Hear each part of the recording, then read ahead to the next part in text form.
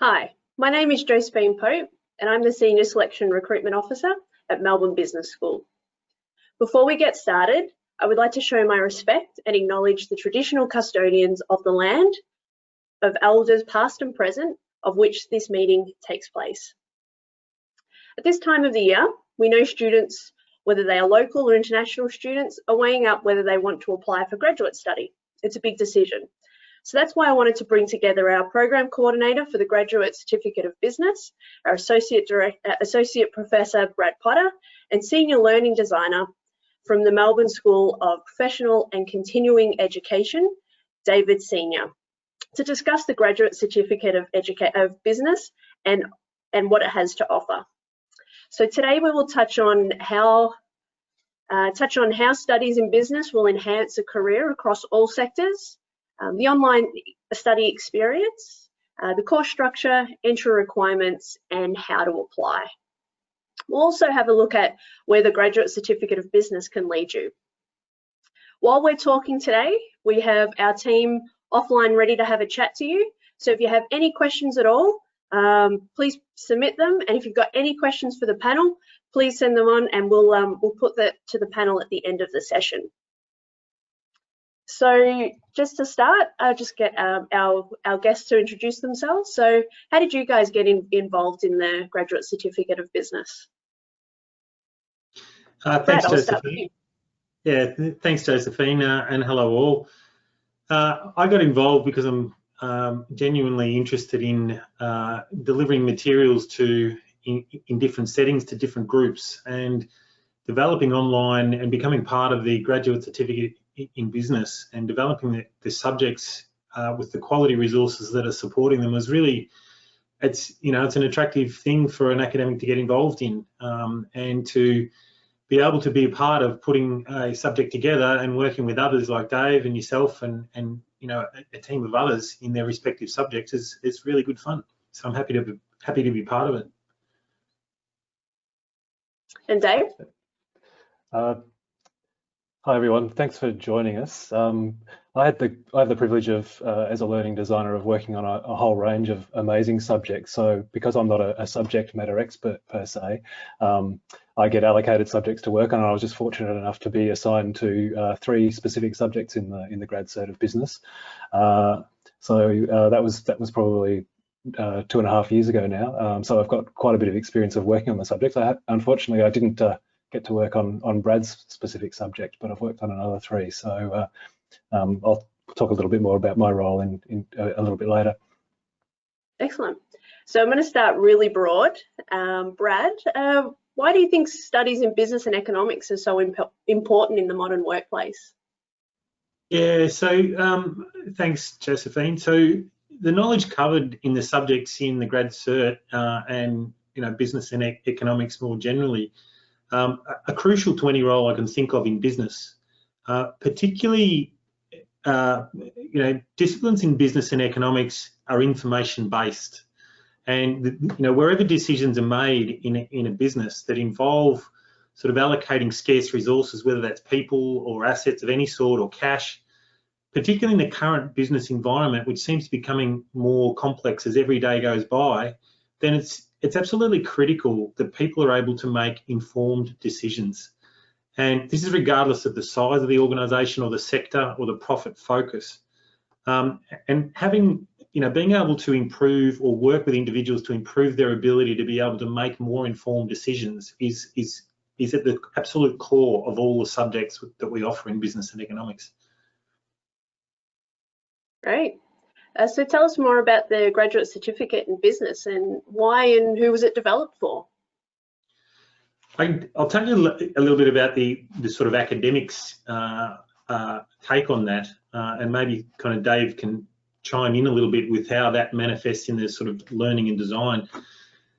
So it's designed for busy people. It's not designed for people that are looking for full-time study and they've got time on their hands, and it's very much designed for curious and busy people, and this is going to come up again later, I suspect.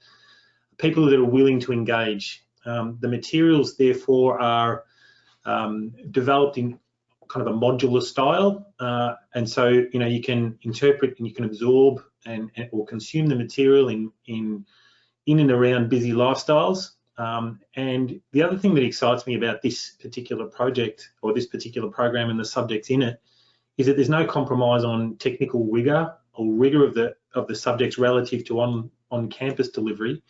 And we utilise a range of technologies to kind of deliver subjects in an exciting way that fit in the lifestyles of busy people. That's key, I guess, from my angle. Dave, do you want to speak a little bit about the kind of how that's manifest in the learning design and design of the subjects? Absolutely. So as Brad mentioned, this is a wholly online experience. So the actual design and of how we teach and ensure an optimal learning experience for you is really pivotal when we're designing the subject. So we're very, very conscious of making this a student-centered experience and thinking very much about what it's like to actually learn online, which is a very different experience to learning in an in-person, face-to-face environment. There are things that you can do online that you can't necessarily do in a face-to-face environment, but usually we can provide a more interactive engagement in a way through designing the courses online. So we're very conscious of working with academics such as Brad, people who know the content, learning about what it is that the students are going to have to learn and be able to do, and then working out ways that we can really get students to interact with that in an experiential way through the course. So we're very conscious of making it an optimal learning experience, even though it's online, making it a social experience, engaging with peer-to-peer learning as well as learning with really great academics to ensure that you get a really rich and deep learning experience, that there's no compromise with it being online. In fact, in some ways it's enhanced. So it sounds like the user experience is really important when developing it. Yeah, absolutely. And look, we spend a lot of time designing these subjects, and I don't know whether I should say this, but probably a lot more time than we would spend on planning a face-to-face subject in many ways because of the online nature of the experience. So the way we plan these, we probably work at least 9 months in advance. We'll get together with the academics and we'll map out really, really carefully what it is that we want the students to be able to do, how we'll assess that, what kind of activities we want them to be able to do in order to be able to do those accessible tasks, and then look at ways that the students can actually interact with the content. So whether it be synchronously, which basically is what you're all doing now, which is being here live at the same time, but also asynchronously as well. So what are the things that you can do in your own time, because as Brad mentioned, you're time poor, you're often squeezing this in around a lot of other things. How can you actually engage with the content in your own way, learn things and then come together and discuss them perhaps on a discussion board or in a web tutorial? So teacher presence is a really important part of this as well. And I think when a lot of people think of online, they sometimes think more of an e-learning type environment where you're pretty much on your own, doing your own thing. And I want to stress, and Brad will back me up on this, that that's very much not the case with this, that you're very much supported right from the get-go with teacher presence, whether it's through a very careful design, through webinars and things like that as well. So we really plan out the learning journey and the experience and make sure that you're connected, that you're able to network, that you're getting access to great academics like Brad. So it's very carefully planned out. Yeah, look, I agree with that 100%, Dave. I mean, Josephine, just to your point as well, delivering the subject both as program director, but more specifically delivering the subject. I mean, I can only imagine how many hours I spent with the learning designer, one of Dave's colleagues, in front of the whiteboard, trying to figure out the experiences that we, that we generate when we're face to face with students, and how to translate those to make sure that they are, optimal for students in an online learning environment. And there was much more time involved in conceptualizing those sorts of things relative to actually writing the material.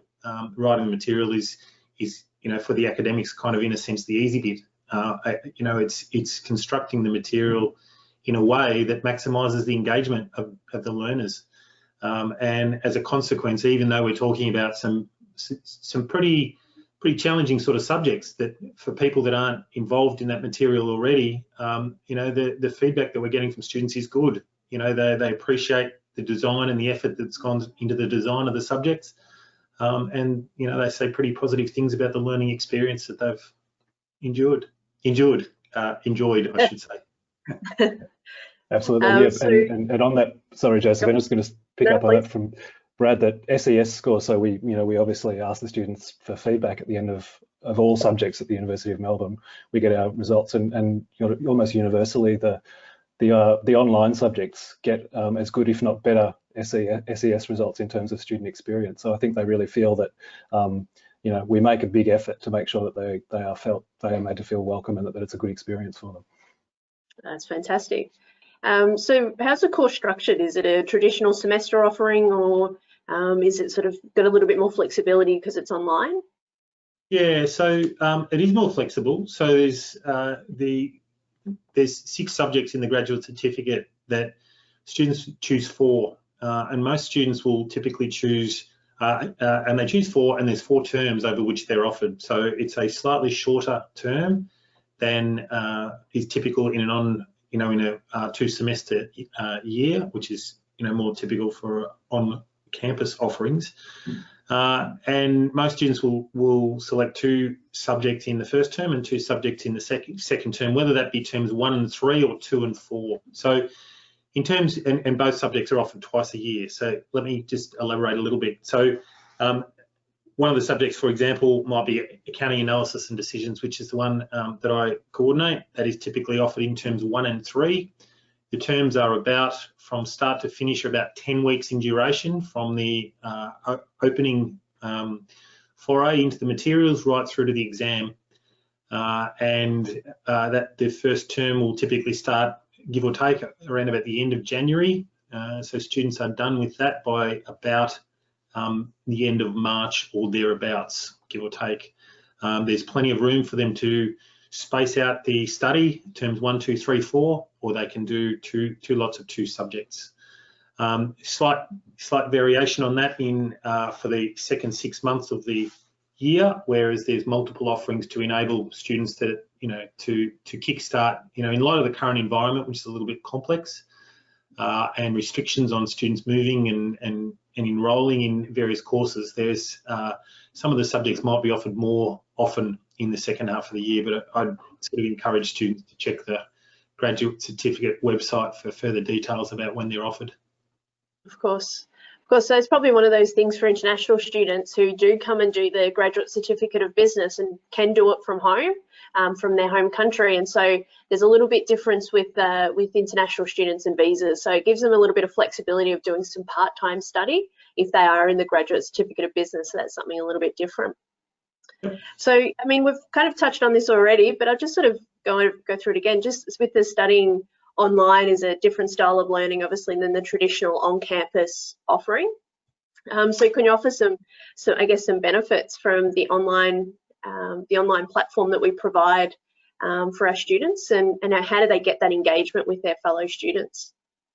Yeah, so I guess I can come at this from the academic side of things, and Dave will no doubt have some comments from the learning design, but engagement is at the core of the design and delivery of these subjects. So there's definitely structured ways to assist engagement in the materials. So structured ways through discussion boards in and around each topic that students work through. So discussion boards, so online discussion boards where they pose questions and they get answers from both other students and the academics.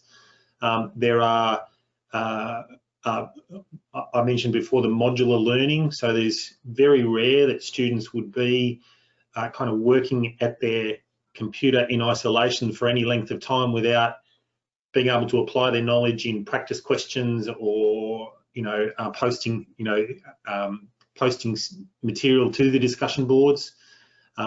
There's also scheduled webinars throughout each term. So I think from memory, certainly in the accounting subjects, but I suspect all subjects are at least 3 structured webinars during an 8-week term, which is pretty often, as well as various informal mechanisms to touch base with and work with academics as well. So I, for example, will log on and conduct one-on-one consultations with students where the need arises via Zoom, or we might do it. I mean, if You know, we might do it via telephone, email, and certainly email all the time. So there's a number of formal mechanisms as well as informal mechanisms, you know, to stay engaged with both the material and the academics, as well as the students themselves.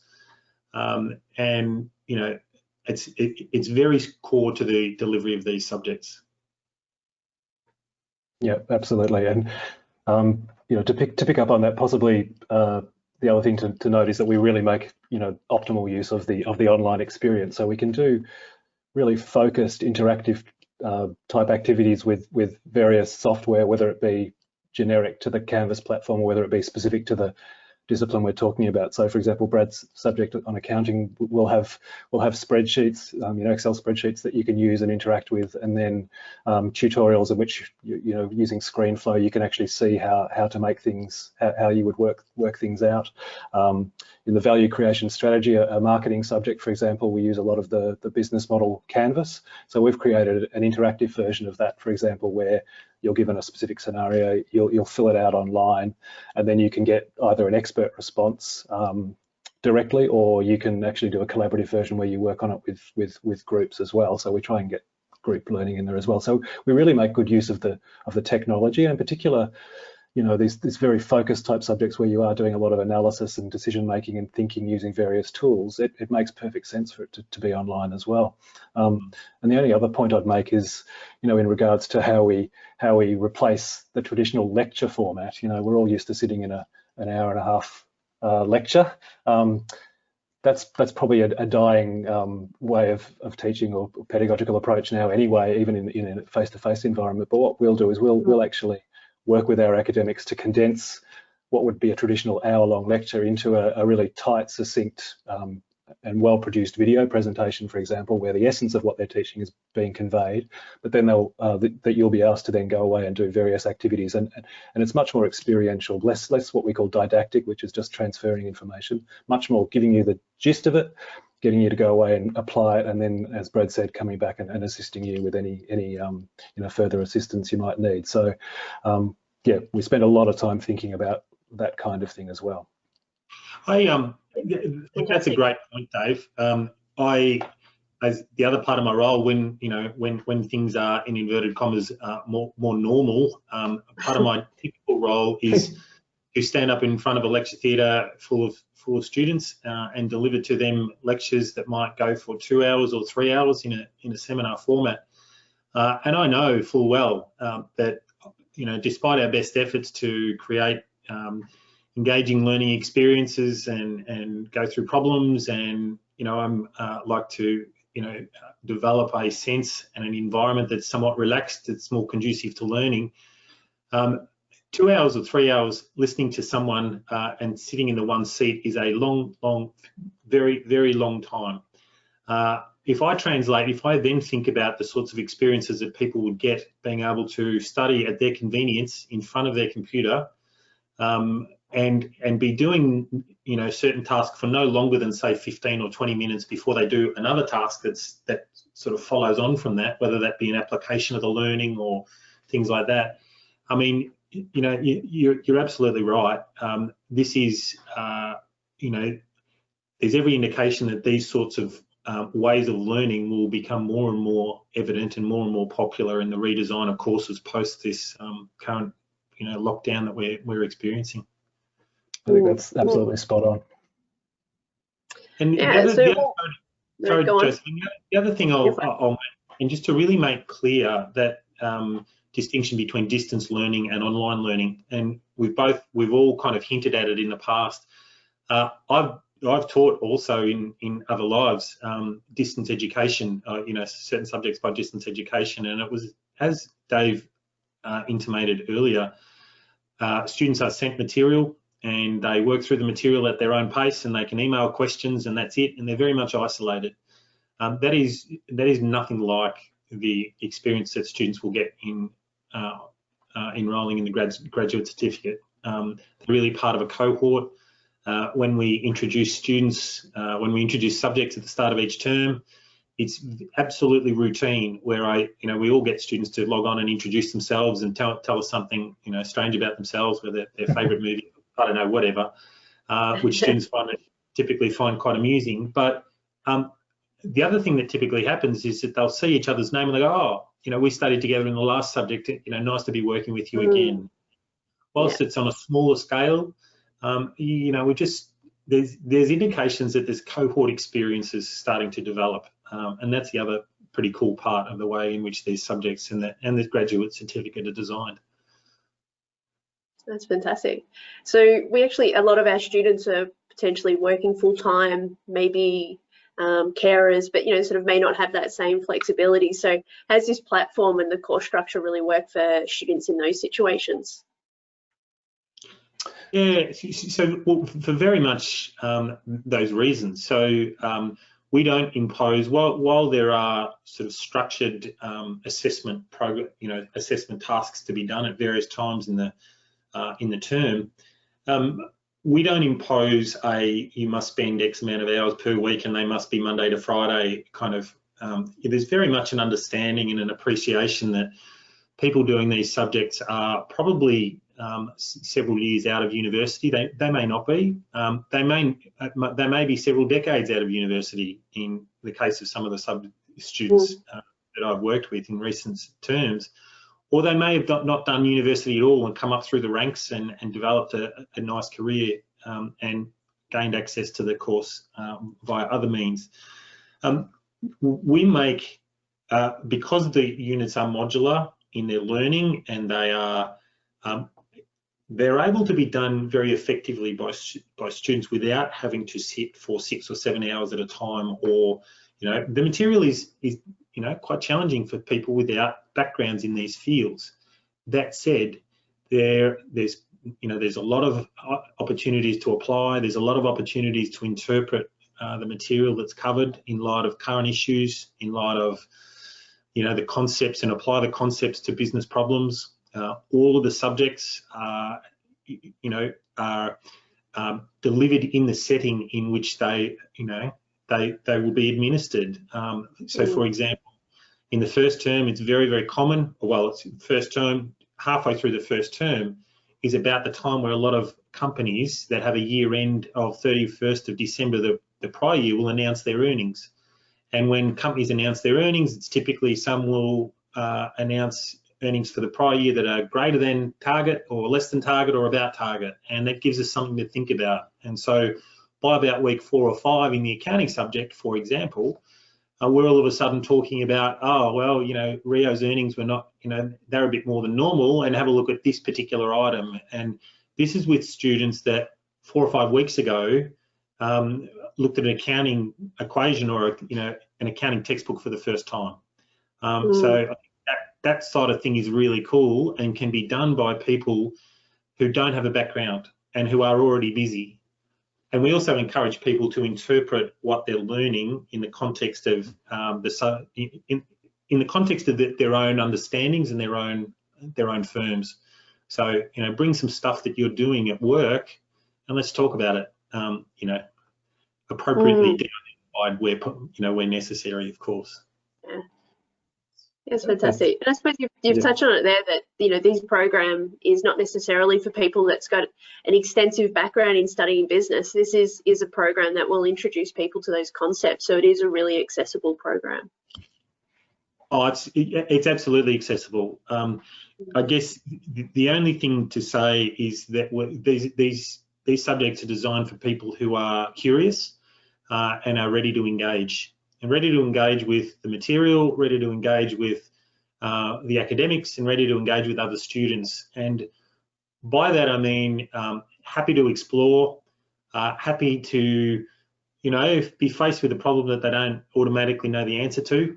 And, you know, this kind of plays out where, you know, we keep an eye on the discussion boards every night, and you know, and every day, and typically several times a day when the term gets up and running. And a student might pose a question, and you know, it's on us to kind of give it a little poke or just give it a little nudge in the right direction, and leave a day or so for others to chime in. And one of the many satisfying parts for us is to see students answering each other's questions, and then it becomes us a responsibility of ours just to corral the discussion to make sure it doesn't go too far off track, and tie it off at the appropriate time. And that's really satisfying, and that goes to the engagement side of things. One of the more technical disciplines on the surface is accounting, and that's, as I said, the subject that I helped develop and do deliver. There is no assumption whatsoever that students know anything about accounting before the term starts, and yet, you know, the learning outcomes for the students in this subject are very, very good. It's a journey, as would be a journey for someone like me if I embarked on a career embarked on a degree in engineering or graphic design, or areas that are not my natural, my natural discipline background. So students that are engaged and students that are curious have an absolute opportunity to do this course and do it very, very well. Fantastic. Just a reminder to the audience that they can submit any questions that they may have that they would like to put to our two panelists here. So for any questions at all.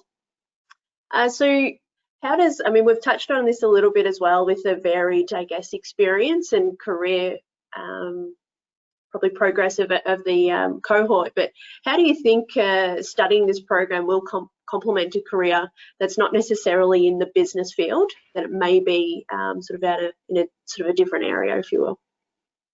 Yeah, so I can speak to that a little bit with some personal experience. I mean, I've had an extensive experience in the not-for-profit arts sector, for example, and that environment, that environment where artistic sort of core delivery of fabulous arts programs and performances of all sorts meets the need for business thinking and business approaches to understand and ensure the viability of the business is it's fabulous. It's engaging. I was on the board of a very successful not-for-profit arts organisation in Melbourne for over 10 years, and it was continually, without wanting to sound too cheesy, it was continually a joy to see what happens when it's not my role as the financial governance person on the board to corral any activity, but to inform decisions that are made in delivering those core performances and core strategies with an understanding about what the financial and other governance consequences are. So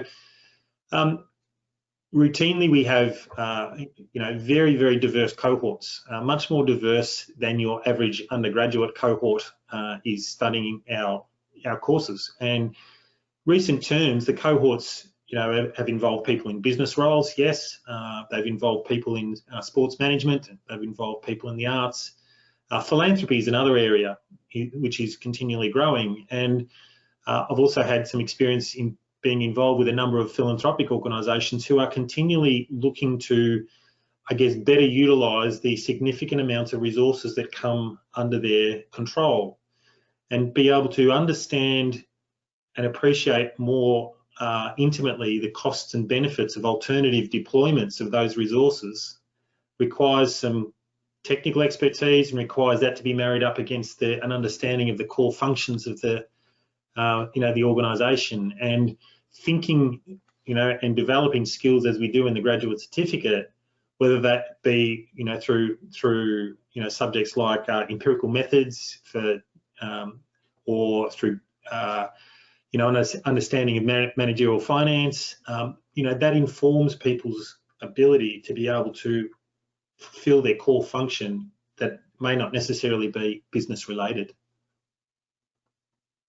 Yeah, so well put, Brad. It was lovely to hear you talk about that, and I just think, interdisciplinarity is going to be one skill set that people are going to be required to have more and more. So that notion of bringing together different combinations of skills from different disciplines, bringing your discipline with another layer of understanding, business is going to just enrich you in terms of whether you perform your current role better or are looking for a new role. So I think it's really exciting from that point of view.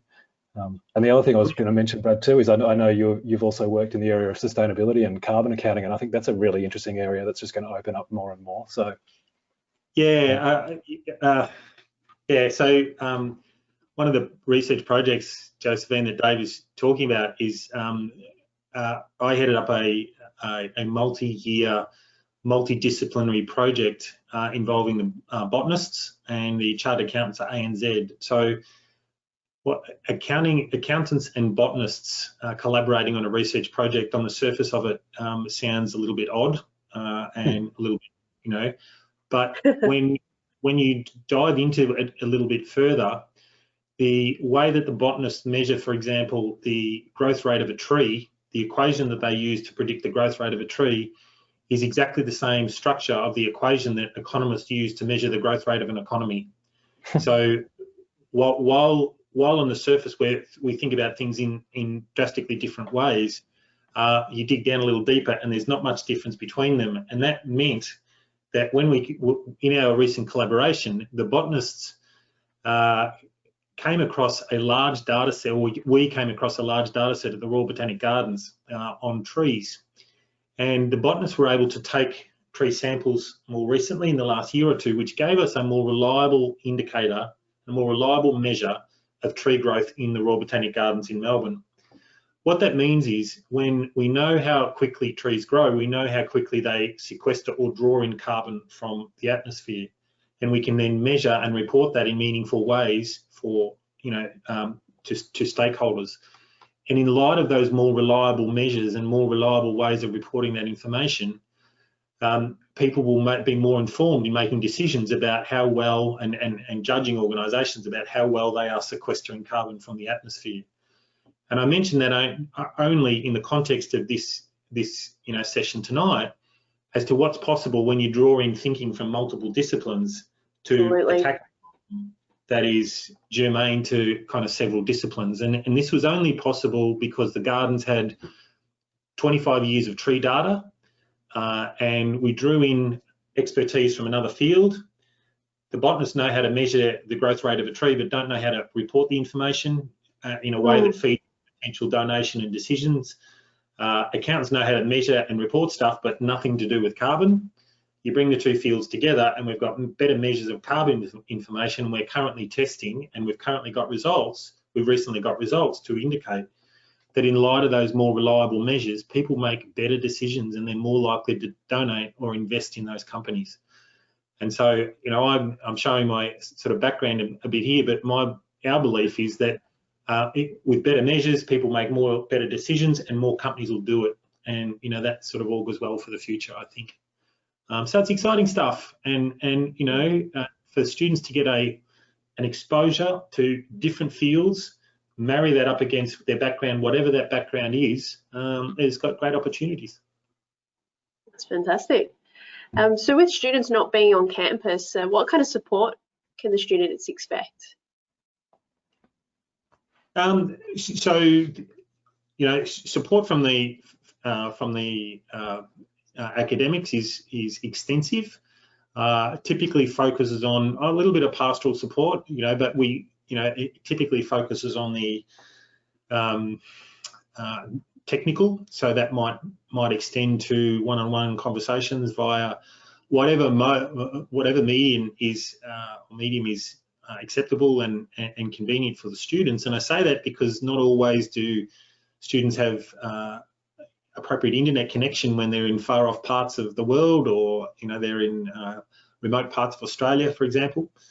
And that also extends to pastoral care for, we also have a great deal of data as to when students are logging in and how often they're spent logging in. That provides us with some diagnostics that we can get ahead of any situation where students might actually be having difficulty spending time in front of the computer. And that was particularly the case for the first term, because, in accounting, for example, the first term subjects had a number of students that were in medical related fields, pharmacy and nursing, for example, and all of a sudden you enroll in subjects and, something like COVID-19 hit and your whole world turns upside down, and your ability or energy to put to, significant time into study on the weekends or whatever is nothing like what you expected it to be, only a matter of a few weeks ago. And so, we work with students to figure out what the best solution is for them.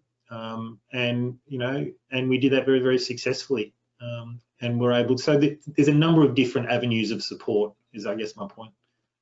Yeah, absolutely. And just picking up on that, you know, from a non-academic point of view as well, every student will have a student support officer who's looking after their pastoral well-being as well. So right from the moment you apply, you'll have someone who is your designated person who will look after you, and that's to look after anything from you know, issues where you're having difficulty connecting or having difficulty with study for whatever reason. You know, for example, it's a curveball, but perhaps a pandemic can strike, and that suddenly means it's difficult for you to gain access. So they'll help you with those sort of things. You also will have access to any of the standard counselling services that the university provides for on-campus students as well. So they can connect you to psychologists, financial guidance, obviously all the library resources and things like that as well. So, you know, from a non-academic point of view, if you just want to talk about other things, people are there for you as well. Fantastic. So are there opportunities for further study for when a student completes these subjects or the graduate certificate? Is it a pathway onto other programs? Yeah, it is. So there's a clear opportunity, for example, to articulate into the Master of Management. I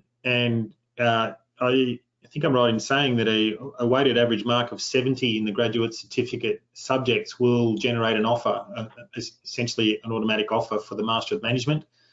And it's worth noting as well that if that is on the horizon for students, it may mean that some careful thought is required in selecting the subjects that they do in the graduate certificate, because those subjects might actually earn them credits for the foundation subject in the Master of Management. So that might actually enable them to turn the Master of Management into a 150-point or essentially 3-semester experience. So you can use your experience completing the graduate certificate to bring down your Master of Management to 3 semesters. So very, very clear and very, very definite pathway available for the Master of Management subjects. Oh, fantastic. So one for both of you, with significant choice for students wanting to pursue online study, particularly in business, how is studying the graduate certificate of business at Melbourne Business School unique? Yeah, so perhaps I'll have a go at that first, Dave, and then Sure. Look, this is a great question. Most institutions have very high quality courses, online courses, and the choice is a difficult one. I guess all I can say here is that there is a significant amount of resources and a significant amount of intellectual kind of rigor devoted to not only designing the content of these courses, but designing the pedagogy and ensuring the delivery of the subject is right, to create the right sort of environment. Anyone logging on and listening to this webinar will know that the university is ranked very, very highly in terms of its overall reputation. We have world leaders in research and teaching in pretty much all of our faculties, several of which are involved in the delivery of these subjects in the graduate certificate. And so all of these factors combine together to make not only the learning experience a valuable one, but to enhance the value of the qualification that you get when you come out the other side. And the reality is that, you know, the institution and the reputation of the institution is relevant to a lot of employers when they look at certificates and they look at you know, a list of results. And you know, I can say that the reputation of the University of Melbourne is high, and the quality of this course is very, very high. So that, I guess, is something that I'm quite happy to assert. I don't know whether I could add much more to that. That was very well put, but yeah, totally echo that. You know, the university and the faculty are very conscious that you still get the Melbourne experience. So as Brad says, it's very high quality teaching. A lot of time and resources are spent on the design and development, including a whole lot of people behind the scenes, graphic designers, educational technologists, video producers, and things like that, to make sure that the experience you get is extremely high quality. And then, as Brad mentioned too, access to experts. So that's one of the great things about the University of Melbourne, is we attract the best and brightest, both in terms of our faculty and our students. So you will be together with and learning with and from and about some really amazing people, including people like Brad. Fantastic. Very well put. So after all that, you're probably now wondering what the entry requirements are and how you can apply. So just some housekeeping, I guess. So what we're looking for is, so students can apply with an undergraduate degree in any discipline. So you don't need that background in business. In fact, it's more suitable for people who don't have that background, so that they will be undertaking content that will challenge them. We also need a personal statement. So it's about 400 or 500 words, and that personal statement just gives us, the selection committee, an indication of why you want to come and study with us and why you think that studying at Melbourne Business School is going to enhance your career. And then you also need to satisfy the university's English language requirement. So more details on those sorts of things can be found on the University of Melbourne website and Melbourne Business School website. Now, with submitting an application, you can do that directly to the university, and there's an online team dedicated to assisting any students who are having any trouble at all with submitting an application. That's certainly something that you can do directly to the university. And the other thing that you can keep in mind is that Term 3 does start on the 13th of July. So applications will be closing on June 22nd.